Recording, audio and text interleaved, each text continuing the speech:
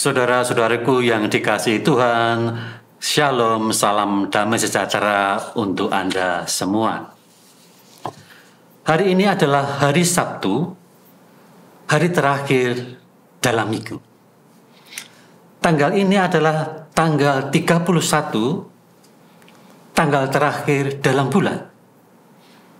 Dan ini adalah suatu kesempatan untuk melihat kembali syukur kita atas Tuhan sebagai Alfa dan Omega. Maka kita bisa mengambil sebuah inspirasi yang sangat mewarnai hidup kita ketika kita selalu melihat lambang Alfa dan Omega di dalam hidup gereja. Kembali kita melihat bagaimana Yohanes memberikan kepada kita kesaksian Tuhan kita Yesus Kristus sebagai Alfa dan Omega. Dari Injil Yohanes bab 1 ayat 1 sampai dengan 18, khususnya bab 1 ayat 1 sampai dengan 3, kembali kita baca pernyataan Tuhan kita adalah Alfa dan Omega. Pada awal mula adalah firman, dan firman itu ada bersama-sama dengan Allah, dan firman itu adalah Allah. Firman itu pada mulanya bersama-sama dengan Allah. Segala sesuatu dijadikan oleh Dia, dan tanpa Dia tidak ada sesuatu pun yang telah terjadi dari apa yang telah dijadikan. Dan dalam ayat keempat, kita menemukan rahmat bagi kita. Dalam Dia ada hidup, dan hidup itu adalah terang bagi manusia. Betapa bersyukur kita selama ini karena Tuhan telah memberi pikiran kita yang terang. Memberi jalan terang ketika kita mengalami kesulitan.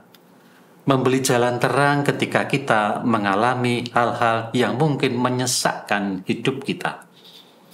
Dari sinilah kemudian kita mau menguatkan kembali apa yang disaksikan oleh Yohanes tentang hidup dan terang itu.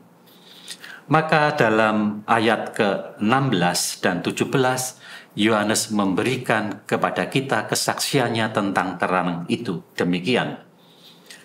Karena dari kepenuhannya, yaitu kepenuhan Tuhan kita Yesus Kristus, yaitu firman yang adalah Allah sendiri, bersama dengan Allah, kita semua telah menerima kasih karunia demi kasih karunia.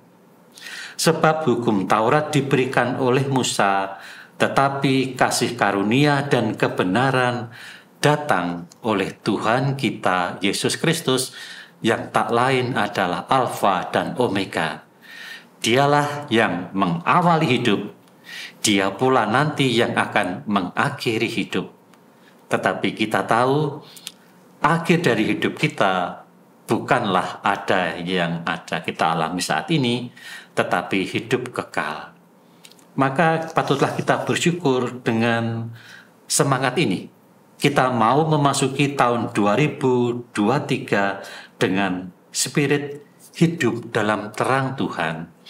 Karena dari kepenuhan Tuhan kita Yesus Kristus, kita menerima kasih karunia demi kasih karunia. Di dalam Tuhan kita Yesus Kristus, kita menerima karunia dan kebenaran. Maka saudara, mari kita memasuki tahun 2023 dengan semangat ini. Selamat tahun baru, selamat menempuh hidup baru. Amin.